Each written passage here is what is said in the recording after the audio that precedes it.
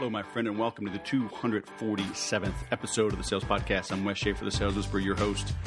If you missed 246, go check out Minnie Hoffman, how he has built P-Tex Group in Brooklyn into a thriving company servicing clients around the world, and he did it while keeping his faith. Good dude I've known for many years through the Infusionsoft community. Just a humble guy, quiet guy, but powerful in everything that he's done. So go check that out. Coming up after today's episode with Marc, we got Peter Watts. I've known Peter and his wife for many years now, also through the Infusionsoft community. They are out of Sweden.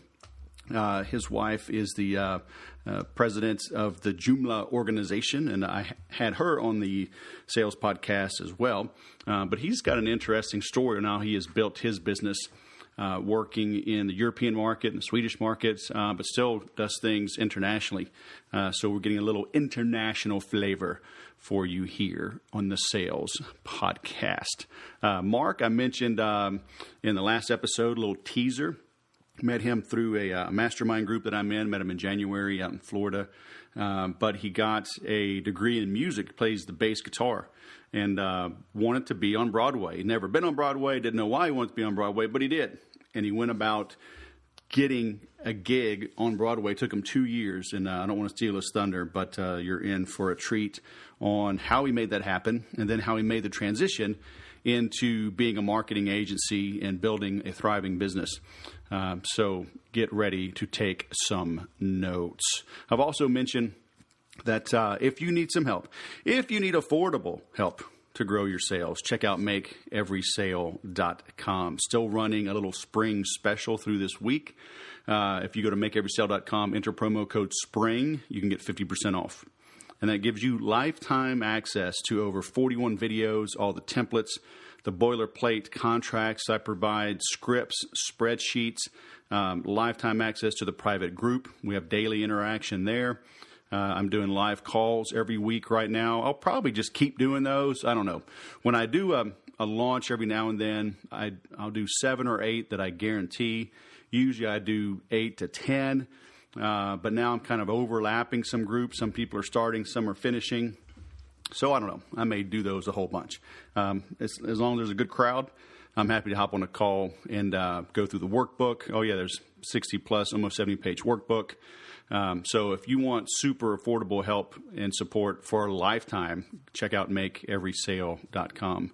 If you want one-on-one help with myself and my team for 90 focused days, check out BestCRMHelp.com. Even if you don't have a CRM, although you probably should, we can help you pick that out. But the idea isn't just to do CRM support. I've had that URL for many years, and I've changed up the offering there. But it's basically everything plus the kitchen sink. Okay, we'll help you with anything we have the ability to help you on. Copywriting, sales training, hiring, web design, landing page creation. Bob's very good with API work, so I'll bring him in to help with that if you need technical, detailed technical assistance.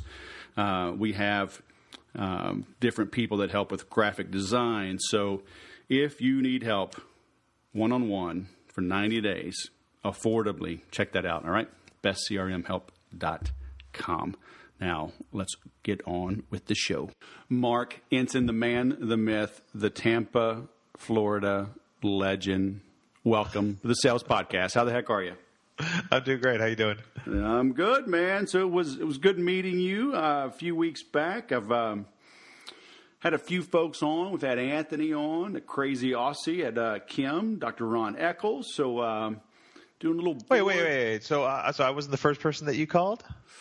Hey, you were the fourth to respond. I mean, you were filtering out my messages, probably went into spam. I'm surprised I even got a hold of you, but I'm just glad that the assistant to your assistant's assistant actually bubbled it up and let you see the message, and you actually got scheduled to come on the show. So, I mean, I'm really quite honored. That's great. So, man, you had an interesting story when that you shared at the Board of Advisors. Would you mind giving our listeners a little snippet of your background, and we'll dive into the rabbit hole? Sure. My professional life actually started off as a professional musician, and before I got into marketing and whatnot, and I went to college at Berklee College of Music in Boston. Graduated with a degree in music performance as an electric bass player, and somehow, made the transition from there to performing on Broadway to recording with R&B singer and R. Kelly and a bunch of others like him. And I just had this illustrious career as a musician, and somehow I transitioned over to marketing because I was really good at marketing. That's one of the ways I really got a lot of the gigs that I did get. And that kind of brings us here today. Was that short and quick enough for you? Way too short. Because I got to ask you about the how you started getting gigs, because it was one of those things. Well, we can't hire you because you don't have experience. Well, I can't get experience until you hire me, right? And you kind of shoehorned your way in, didn't you? Yeah, I mean, I made a gigantic pain in the ass of myself. It was like. I have this approach of, I'm getting the order, whether it's, purchase order or restraining order, but, it's going to be one of the two, and I'm just relentless and will not give up until I get it. And so when I graduated from college with this idea that I really wanted to work on Broadway. It was this impossible dream that I had, which is odd because I had never even been to a Broadway show before, let alone worked at one. Right. So, it was this pinnacle of success, as a musician. It was a steady gig. It meant, not having to look around for, play wedding band gigs and all this other stuff. So I figured Broadway was just where it was at. I lived outside New York, and that seemed like a pretty good gig to have. And this was back in it was around 93. So there really wasn't much of an internet. It was like, you had an AOL disk, a couple chat rooms and some porn, and that was pretty much the extent of what the internet was good for back then. And so there was no Facebook to get in touch with anybody or connect with someone on Twitter or just, kind of harass people. Digitally, you had to actually harass them in person.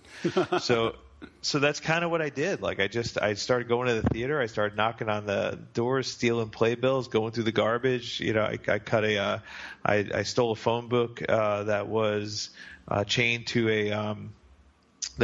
a phone booth in the bus station, so I could have phone numbers of people that were in the playbills, and I just started calling, and I got hung up on and got threatened, and was told that I wasn't good enough, or I wasn't going to make it, and I just took a daily punch in the face, pretty much every day for the better part of a year or two. And then I told everybody that I used to write for Bass Player Magazine, so I was going to do an article on what it's like to be on Broadway. I didn't write for Bass Player Magazine. It just seemed like the right thing to say at the time.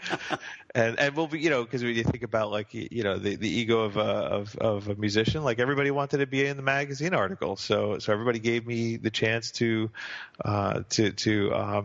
interview them and hang out and learn the show and get to meet all the other musicians. And then eventually, some people started asking where the article was. So I had to then start banging on doors over at Bass Player Magazine. I got them to buy the article, and it just was this relentless, I'm getting the gig. You may not know it now, but at some point, it's going to happen. And it took about a year and a half, something like that. But at some point, I was offered to the opportunity to sub for the Broadway show Rent, and from there, I ended up getting the show on the road, and then I came back to New York, and it just was an amazing experience. So, what is a playbill? A playbill for you non-theater majors is pretty much the program that you get when you I've told this story 1,000 times. I've never had anybody ever ask that. It's the program that you get when you go to a show, and in that program has a list of all the actors, the singers, dancers, musicians. And so the reason that I went to every single show on Broadway and stole the playbill was because then I would have a list of who all the musicians are, so I would know who played what. Why'd you have to steal it? I mean, it's not like sitting out. Well, it's they give it to people as they're walking into the theater. I don't have tickets to the show, so it was more about like convincing the usher to give me one, and if he wouldn't give me one, I would have to wait until the show ended, then convince one of the people that left to give me one. But they always held on to it as a souvenir because it was a touristy New York thing, and then every now and then somebody would. Yeah, so it was like sometimes it was pretty easy, but every now and then, people just wouldn't let go, and so I'd be I'd do whatever it took. I'd dig in the trash if I had to, but I was getting that playbill. So how did you put food on the table in the meantime? This is an easy one. I had the pleasure and the honor and the dream of living with Mom. So I mean, I was fresh out of college, so all my friends were working and getting apartments, and I was a broke musician. I played a couple wedding band gigs here and there, but I mean, 100% of my focus was doing this, and I figured I was like young enough, and it was like I wouldn't want to be 40 and living in Mom's basement, but at 21, 22, it seemed like it wasn't that horrible of a thing. Right. So I might as well take advantage of it now. Let Mom pick up the tab while I'm trying to figure this out. Yeah. I mean, were you always tenacious as a kid, right? Did this come naturally, or did the fire kind of burn in your belly, as you went through college and you're like, okay, this is, I've decided this is my career, so I'm going to go make it happen? I sat back and sat in the back seat for pretty much up until I went to college. So I really didn't care about anything. I practiced a lot, and I played in a couple bands. But I was really kind of I was very introverted, so everything that I did was just way outside my comfort zone. Like for the average person, it was tough. For me, it was like impossible. Like for me to start banging on doors and calling people, getting hung up on, getting told no. I went to bed sucking my thumb in the fetal position every single night because it just beat me up so hard. But I just wanted it so bad. And every time I was told no, it just became bigger and bigger. It just became like a must. Right. I have to get this. I don't know. I don't care what it's going to take. Right. So was it all it was cracked up to be? It was. I mean, it is without question one of the highlights of my life. I mean, that was at least so far. That was it was a great show to be on. Rent was hugely popular. I mean, it was the Hamilton of 10 years ago, where people just couldn't stop talking about it, and you're signing autographs after the show. Like you couldn't walk out the door without people crowding around you. And then when they found out you're the bass player, they're like, oh, and they kind of make room for you to pass. But it was it really was an amazing experience. I wouldn't trade it for anything. So were you on stage playing, or was this like down, what do they call it, the pit, or, where were the musicians for this? With Rent, we were actually on stage. We were on stage right, which is if you're staring at the stage, like if you're in the audience, that's on the left side. And the fun part about it was we actually got an extra $23 or something like that in our paycheck every week because we had to wear a costume. So there was like a little extra beer money in there for wearing like a funky shirt and ripped jeans or something. But I mean, these shows are like intense, right? And like 2 or 3 shows a day, like 5 or 6 days a week or something. We had 8 shows a week, so our schedule was Tuesday through Friday, and then 2 on Saturday, 2 on Sunday, and then you'd wake up early in the morning on Monday, and you jump on a plane, go to the next city, get there by around dinner time, wake up the next day on Tuesday, and you'd be doing sound check by 1 o'clock, and then the show would be at 8. So we really didn't have a day off. Like our only day off was when we were traveling to the next city. Oh my God. And then occasionally, like we spent a couple weeks in Vegas, so we would have Mondays off because we weren't traveling during those weeks, and we stayed in Vegas. Right. And a couple weeks in New Orleans and Boston. Right. I mean, is it a party lifestyle, or are you working too hard? Well, I mean, the show is only 2.5 hours, and after you've been I've probably played the show 1,000 some odd times, so I did. In other words, you could play it drunk, but we're not saying whether you did or didn't, but potentially if you had to, you could. Well, that's not where I was going with it, but I probably could right now. Like I played it so many times.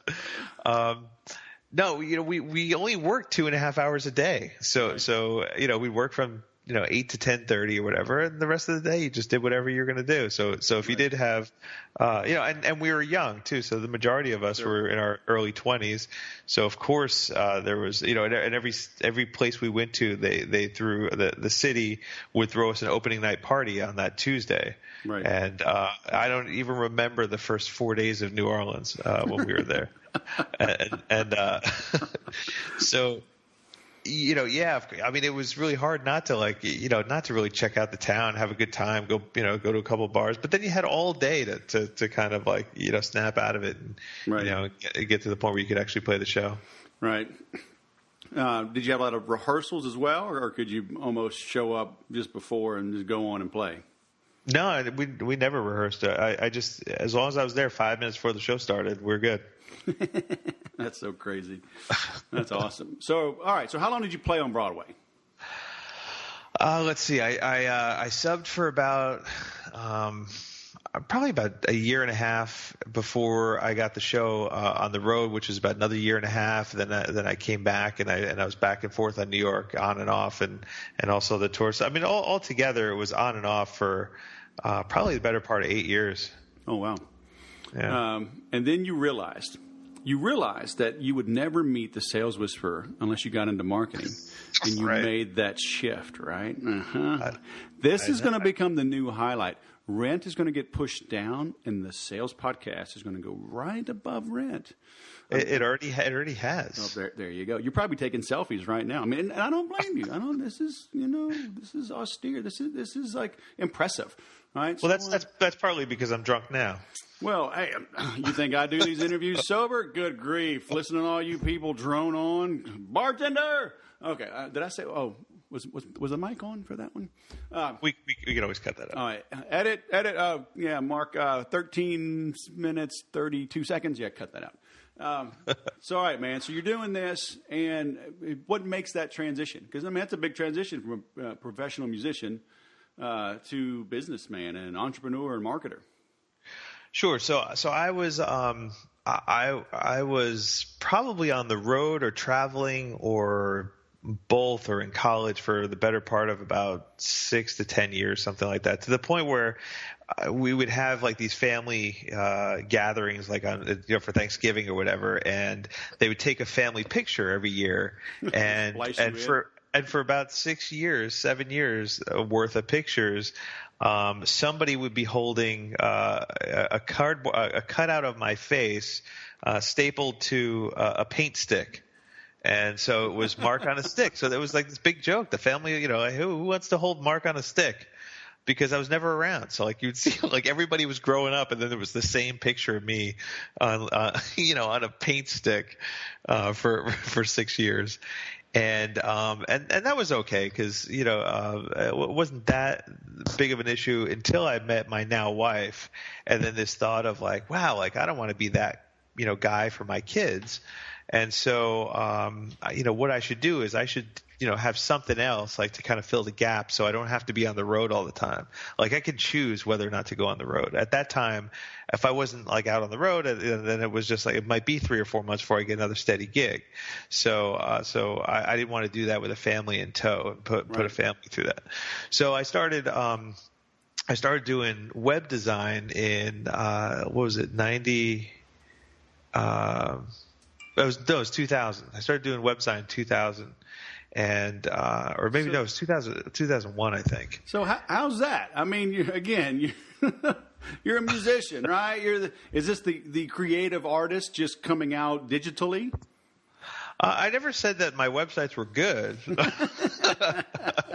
Well, hell, back then, I mean, it was all like Adobe Dreamweaver and like just all HTML, wasn't it? Yeah, it was. Well, that, and also there was like where I really shined. And don't laugh and don't hold this against me. And if and if you start sampling this and send it to me, I'll but it was back then. I was really good at doing like the Flash intros.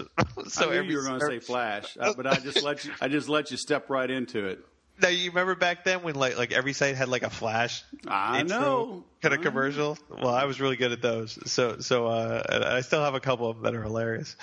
But I'm not sure why I thought it was a good idea, but it was at the time, I guess. Well, everybody loved it. I mean, and then Apple came out with the iPhone in 2007 and said, we're not supporting Flash. And everybody thought, right. Oh, that's the end of Apple. This stupid little phone toy. Yeah, exactly. And like, bye-bye, Flash.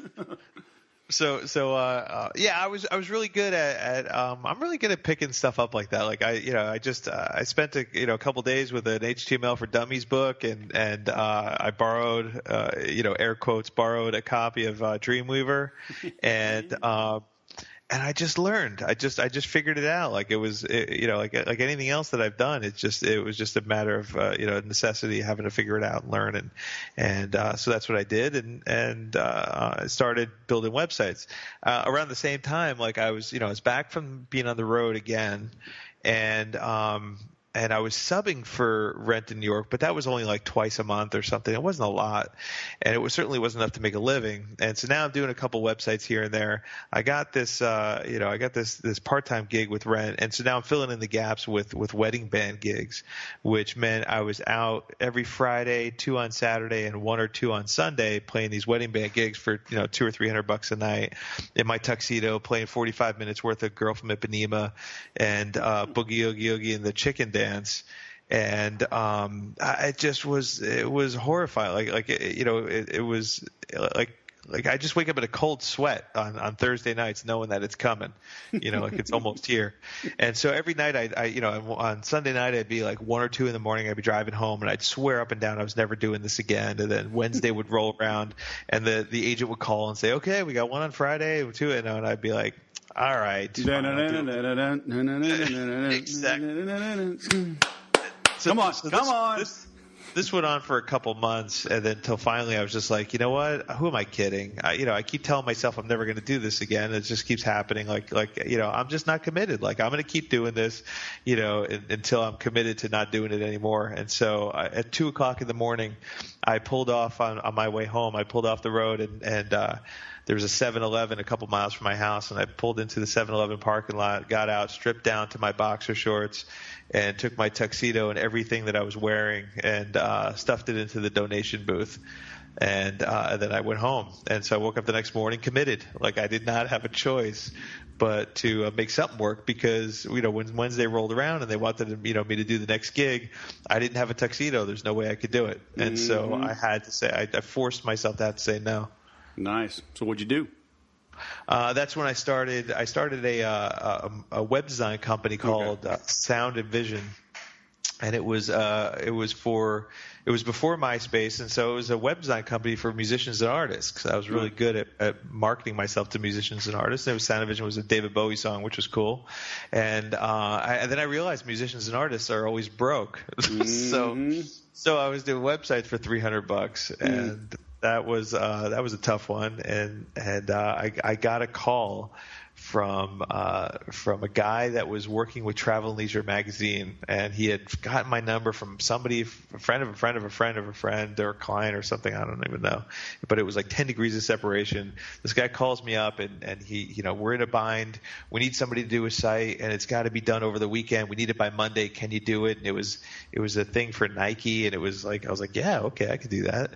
And I think I charged him like $2 or $3 grand. Like I had stars in my eyes. I was charging everybody $300. I charged him like $3 grand. And he called up after I'd sent the invoice to him, and he's like, "Look, man, there's no way I could submit this." And I was like, he knew I overcharged him because it was like, it took me about 6 hours to do.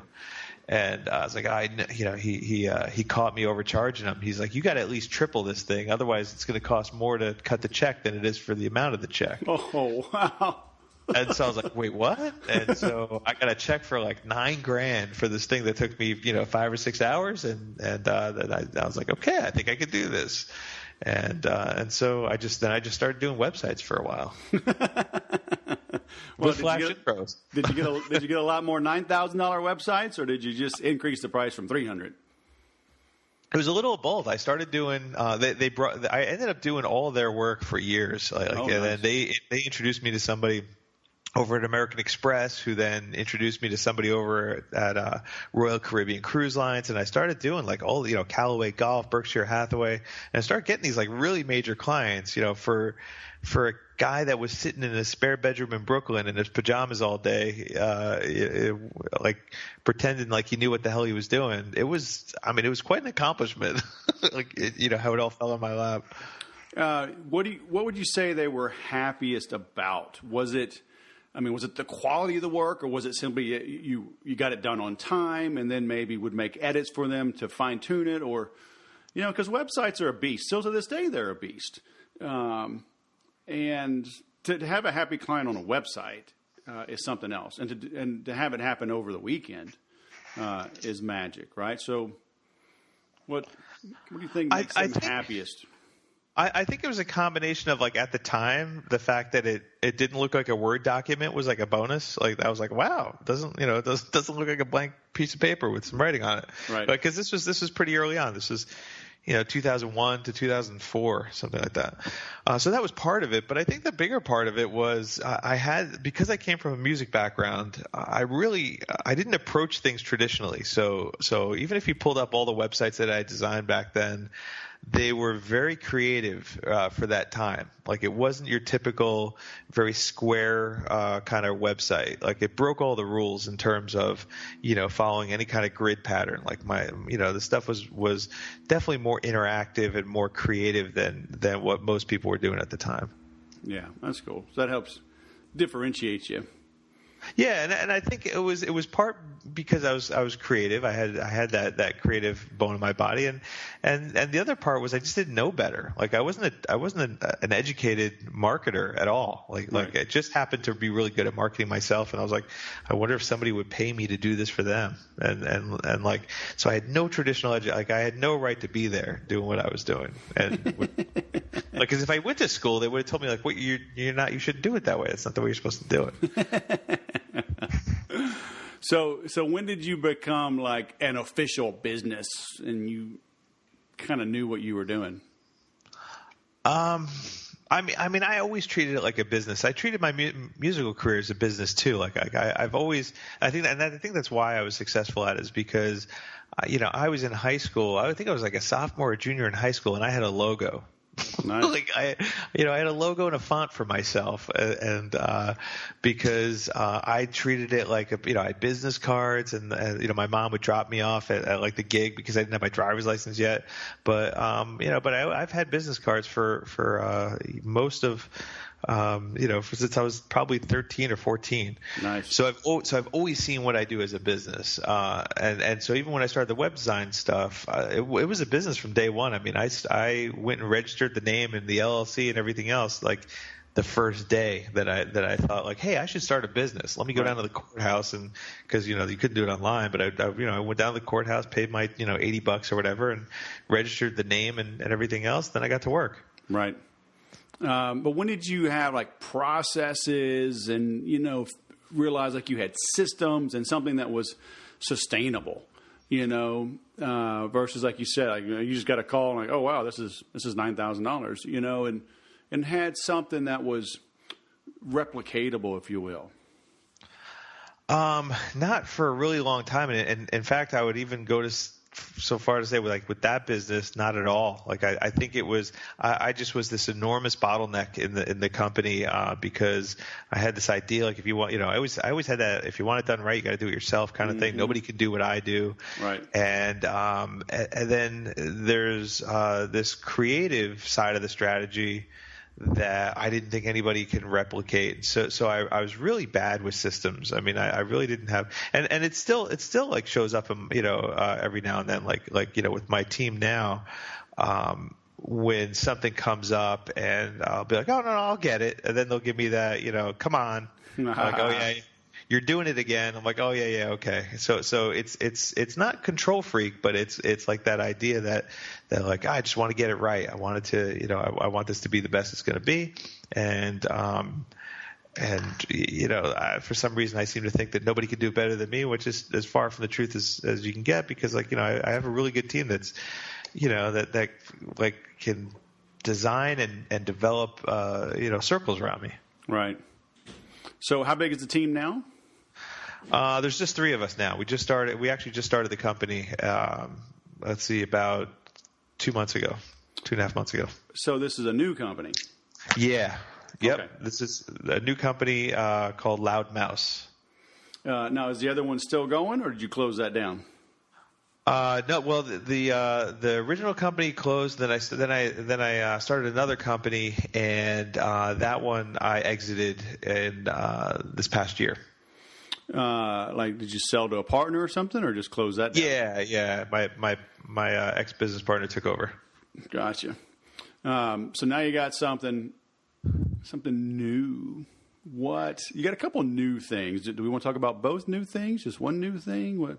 Sure. I'll leave it up to you. This is your thing. You're the one that's going to have to do all the editing. Oh, no editing. There's 250 something episodes. I've probably made 10 cuts, and that's maybe because of a dog barking or something. But no, these are pretty much beginning to end, brother. Well, in that case, we should probably start over. Take 2. Oh. So I started a company called Loud Mouse, and it's Mouse, not mouth as in Mouth, because I get that every now and then, and I'm like, I didn't think of that one ahead of time. Mm-hmm. But it's an authority marketing company, and I've again, like how I got those gigs and how I positioned myself, like that really was a gift for me. Like I was really good at that, and creating that strategy on how to get attention, to yourself, and I love the coaching and speaking and author and entrepreneur kind of folks, and so I started focusing on them and basically creating experts in that, in various industries. And so I use a lot of the same tools, like, obviously their website has to be in check, and there's, there's social media involved and all this other stuff. But really what it's about is about how do you position yourself as an expert in your field, as an authority in your field, create, that influencer status.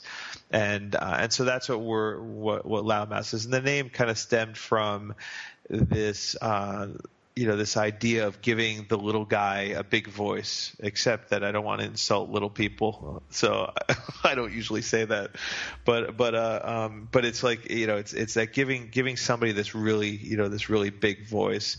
And I love the name, and I thought it was a really cool name. And then I found the domain was taken. Oh. So I which was a drag. And so now I'm going to have some crazy long domain name, with extra words in it that I didn't want. And so, but the guy didn't have, the domain was taken, but the guy didn't have it. It wasn't doing anything with it. So I reached out to him to ask if he would be willing to sell it to me. And so after a couple of days, he got back to me. He said, "Hey, I've gotten a bunch of offers on this domain name, and and so I'm thinking that like he's gonna, I gotta pull my kids, college fund in order to pay for this thing if I really wanted it bad enough." And so he's like, "So I was just going to turn you down like I've turned everybody else down, but I clicked on the link to your website, from your email, and I started poking around, and I liked some of the things that you've been writing and what you're doing and what your message is, and I landed on this video that you had done, and so it was a talk that I did at Inbound, which is HubSpot's marketing conference." Yeah. And it was it last year or the year before last year? It was in Boston, and I did a talk called "Be a Dick," and the talk was about it. It's not as bad as it sounds, but the talk is about when I moved to Tampa. that year, I was in kind of a bad place. I was kind of running away from New Jersey a little bit. And when I got here, the first person that I met was my neighbor who lived down the street from me. His name was Dick. And he's just this extraordinary guy. I mean, he's just so good to my kids, and he brought me under his wing, invited us into the neighborhood and into his house. He's probably from Texas, huh? I don't think he's from Texas. Actually, the funny thing was he's from New Jersey, which made it even more extraordinary. No way. He was so nice. There's no freaking way there, tough guy. No way. This story's all. Forget about it. No. That's a really bad accent. You gotta stop. You gotta stop doing that. Now this is cut number 11. No, dude. So I'm gonna auto tune it. I'm gonna sound like Britney Spears from Jersey. Bam. Nice. That's that. I cannot wait to hear that. So he goes, he's this extraordinary guy. I mean, you go into his house and he's got a dozen Emmys, hidden on a shelf in his living room, and they're his. Like, he didn't steal them because he's from New Jersey.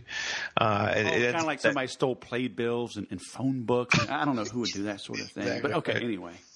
A bunch of scum. Anyway, the guy is just brilliant, really, really cool guy, and just an amazing person, and he was so kind to my family and I, and I wrote a blog post about him called "From Now On, I'm Going to Be a Dick to Everybody I Meet Online," and it was about how taking all these lessons that I picked up from him and applying it online. And it got a bunch of traffic on the first day, and somehow Will Wheaton started it. But he's a guy I didn't know who he was at the time, but he was because I live under a rock apparently. But he's hold on a second, because I don't know who he is now. Oh, okay, good. So I don't feel so bad. He was in Star Trek in the movie Stand By Me. That's about my extent of Will Wheaton knowledge that I have. Will Wheaton. All right. And apparently, from what I understand, he's a really cool guy, very funny, and he runs around telling people don't be a dick. He's a nice guy, don't be a dick. And so he caught wind of the article and he posted it and said, sometimes it's okay to be a dick or something like that. And he posted it, and from there my server shut down about half a dozen times over the course of the next 24 hours, and I got a ridiculous amount of traffic from it. Got asked to speak at Inbound. I spoke at Inbound, full room. Everybody was a little upset that I wasn't, they're all excited to hear me, bash people and talk about how you could be obnoxious to other people, and ended up being different. And so I kind of, I was like, I got a book like this. This is definitely a book, or it's a story or something. I'm not sure what I'm going to do with it, but I got to do something with it. So I started writing a book, but it became very self-serving. And so now I'm starting a podcast, and I'm going to be interviewing people about this thing. But we were talking about the domain name. I got way out. It wasn't supposed to go that far, but so you damn musicians, man, you're just all over the place. I'm going to have to edit this down. It's the end of a long day for me. So you're just 37-hour interview. I'm going to chop this down to like 12. I don't know if I can get 12 good minutes out of this, but continue. So anyway, the guy who owned the domain name ended up watching that video from Inbound of the Be a Dick talk, right, and was really kind of taken aback by like, wow, that was really cool. So he said, so I'm gonna be a dick, and I'm gonna give you the domain name. I'm gonna transfer it over to you right now. Didn't charge me a nickel for it. That's awesome. Gave me the .com, gave me the .net. And so when I started Loudmouse, there was this really cool thing, behind it called, this complete stranger believed in this idea, probably more than I did when I first started it, because I was like, I'll give him a couple $100, but that's about it. Right. He's turning away thousands, and he gives it to me. So it was really kind of cool, and it's still there. Like, there's still that hint of I guess being a little humble or whatever by this guy really believing in what I was doing, and so now I have the domain name loudmouse.com. That is very cool. So does Dick know what you're working on?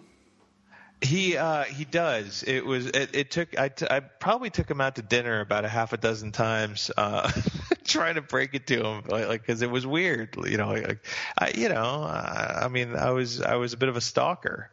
I used to follow the guy around like a puppy dog. I'd see him outside my office window. He'd be walking his dog. I'd grab my dog with, we just went out 10 minutes earlier, but we're going again because Dick is outside. And then we'd hang out. And so I took him out to dinner a bunch of times to tell him about it. And I just couldn't get myself to do it. And then one day he had heard about something, or he read something, or I don't know, he found out somehow. So we went out to dinner. He goes, "So tell me about this thing that you're working on." And I was like, "I'm not sure what you're talking about." And he's like, "I know, this thing about how we met." So I was like, "Okay, you caught me." And he was really cool about it. He was very humbled by it. I guess would be the right word. That's really cool. So is that going to feed into Loudmouth? Are they going to be separate entities? How do you merge all of this, or keep them separate, or keep spinning all these plates? I'm not sure how to spin all the plates because there is that there's a lot going on, and it's a little bit of it gets a little overwhelming sometimes. But what I kind of figured, with Loudmouth focusing on speakers, authors, writers, that kind of genre, the personal development, the do-gooders out there. I have to eat my own cooking, and I have this great story. I do a lot of speaking. I do a lot of writing. If I'm not positioning myself as an expert, then why would you hire me if I'm not doing it for myself? So I have to, of course, be one of my number one clients. Yep. Amen. Hey, we always say, I don't know how to get you 30 leads, but I know 30 ways to get you one. Right? You got to keep testing, keep putting it out there. Sure. So that's awesome. So you got Loudmouth, but that's brand new, right? You said what, 3 months old? About 2 months, 2.5 months, yeah. Cool. And then the podcast is going to be just my name is Marc and I'm a dick, right? So it's just so I want to be a dick.com, right? That's right. And is that the podcast name too? The podcast is just going to be a dick, or the Be a Dick podcast or something along those. So that's going to be launching April 1st. And what that is it's an interview style podcast, much like this one, only much better. Yeah, I don't blame you. I mean, I'm happy. Like they say, I made the upper half of the class possible. Yeah, so. It's an interview style podcast, and I'm interviewing people that are doing good, that are out there changing the world, doing something positive. So there's a guy that makes once a month or twice a month. He gets his friends together, and what they do is they make peanut butter and jelly sandwiches for the homeless. Mm-hmm. And this so far in the past was it 9 months or something like that, he's fed 50,000 people. Oh my gosh! Just by doing that every month. Right. Making that's a lot of peanut butter and jelly sandwiches, but it's like those kind of things, and it's not just like tell me what you're doing and let's see if we can raise money for you. It's nothing about that. It's about the why. Like why, what would possess somebody to not only come up with the idea but actually implement it, and to put their own needs or their own wants off to the side a little bit, and create something solely to help somebody else out. Yeah. And it's funny because when you really start to dig at it, you start to recognize that there's a lot more to it than, I've been very fortunate, so I want to help somebody else out. Like that. That's what people always say, but that's not always the truth. So, for me, when I was a kid, I remember like it was yesterday when I was about 6 years old, something along those lines. Like I remember that feeling of like, I'm gonna change the world. I'm not sure how. I'm not sure what I'm gonna do, but I'm gonna change the world. And I spent my entire life actually believing that. Now it was probably that, like that same kind of thing that everybody, that all kids feel, that makes them dress up as Superman and jump off the couch and whatnot. And I was absent from school the day when the teacher said, no, that's not for real. You should be an accountant. I didn't go to school that day. And so I missed that part. But I've always had that feeling, and I remember. And then when I turned 40, I actually came to grips with the fact that like I let my 6-year-old self down, and I had this whole story around it, like about how I had let go of this idea that I was going to make a difference in exchange for being selfish or doing, just worrying, just making a living or, whatever the story was. And so that's why I was like, well, no, I really want to get back to that. I want to figure out what that is. Let me take the things that I know how to do really well and dust it off a little bit and see what I can do to make a difference. Yeah. That's awesome, man. Well, I think you're on the track. Thank you, sir. There. And when like I don't know, your list of like your top 100 guests like all call in sick, I'll be there for you, all right? I'll give it some thought.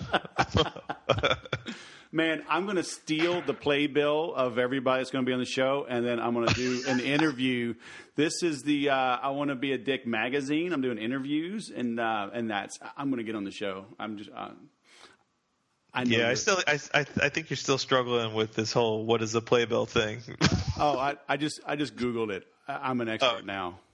Oh, got it. Thank God for Wikipedia. I don't know how we got along without that. Yeah, it was called an encyclopedia. Let me Google that for you. All right, man. Marc Ensign. Well, I will not be at our meeting in April, but they already know that, so I will see you the one after that. Unless you come west. There's some good conferences here in San Diego, if you want to come west. You know what? I was actually looking at my calendar. I was thinking of popping in for this weekend for TNC? For TNC. I was wondering, how's your couch? Come on, baby. Is it comfortable? I'm an hour north, so we can commute, or you know what? I may get a room so we could talk. We'll split a room. Are you going to? Yeah, I'm going. Good. Yes. All right. Sir. Yeah. We'll definitely. I'll let you know for sure. Then we'll hook up. All right. Somehow. Sounds good. So I will link to everything. Everybody needs to check out loudmouse.com. And then actually I rearranged the schedule here. So this is going to go out on my birthday, April 3rd. Woo! To celebrate. I couldn't think of a better birthday present. I know. So we're going to help launch this for Marc. So check out iwannabeadick.com and subscribe to his podcast as well. All right, man. Marc Ensign, it's been a pleasure having you on, man. Have a great evening. All right, thanks. You too. All right, man. Cheers. Got it. All right, where's my damn stop button? I'll edit that out. All right, I did make it to the 11th edit. Where the hell? I got all these windows open. Where's my call recorder? There it is. Bam! How you like that little outtake, little behind the scenes? Decided to leave that in. Because it's kind of funny, but it happens almost every time. That dang button gets hidden. But hey, how about that, huh? Was that a cool story or what? Marc's really a good guy. I enjoyed meeting him. I'm looking forward to being in this mastermind with him for the next year. It was great being on this podcast with him. He's launching the I Want to Be a Dick.com podcast.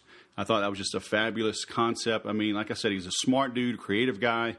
But a good guy, to think of something like this and how to pay it forward, right, and bring in cool people and highlight what they're doing, the good things in this world. We certainly need that right now. So that's why I loved having him on. But I loved his story. He told his story over about a 20, 25-minute presentation when we met in Tampa, and I was just mesmerized. I just loved it, and that's why I wanted to have him on. I love how he had the persistence, right? Like you said, he just made a gigantic pain in the ass of himself. I'm going to get the order, the purchase order or a restraining order. Now, I'm recording this on my birthday, April 3rd. I'm 47, and I've never heard that one. I read a lot. I interview people. I've never heard that one. So I thought that was pretty awesome. I love how he just got creative. He got persistent, made things happen. Did he tell a little white lie or even a little bigger than a white lie? Yeah. But hey, he was young. He was desperate. And but you know what? He made good on it. So, hey, all's forgiven, right? He did make good on it and got those interviews published. So that was cool. But then, family came in. I saw a moderately famous social media marketing guy that I know I've met a couple of times, see him online all the time. And just last week he had posted something about, this hustle is wearing him out. He says he's missing his family. And Marc had that happen, right? He was traveling. He met his fiance. He didn't want to be gone all the time.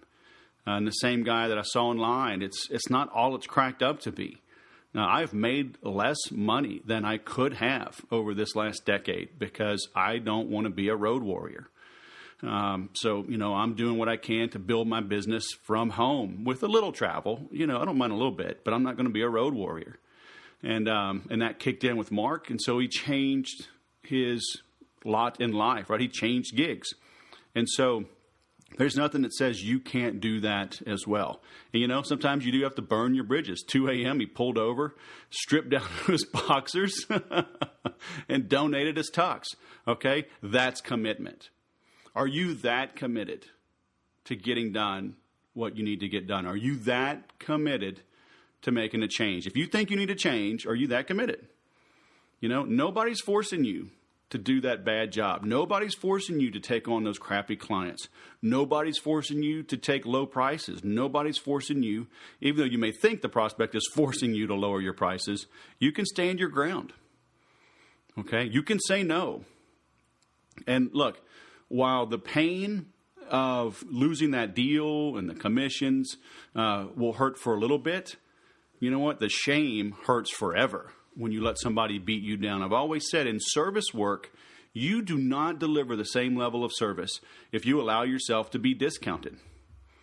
Okay? If I buy an iPhone, and you know what? I buy a lot of my Apple products from Apple, from their refurbished program. And you know what? I bought iPad minis and iPads and iMacs and MacBook Pros. Just about every Apple product I've bought refurbished from Apple, and they work just fine. They work the same as a brand new one at full retail. So widgets and products gotten at a discount work just fine. Services don't. Don't let people beat you down. Okay? So stand your ground, right? Take your tuxedo off and throw it in the donation bin. Draw that line in the sand. If you need help making that happen, that's why I have the Make Every Sale program. It is the most affordable program I know that gives this level of support and access to the owner and founder for a lifetime. All right, and you can get 50% off right now with the promo code SPRING. MakeEverySale.com. Check that out. Let me help you grow your sales, all right? Help you sell more, faster, at higher margin with less stress and more fun. Just make it happen, all right? Thanks for listening. Please leave some comments, leave a 5-star review.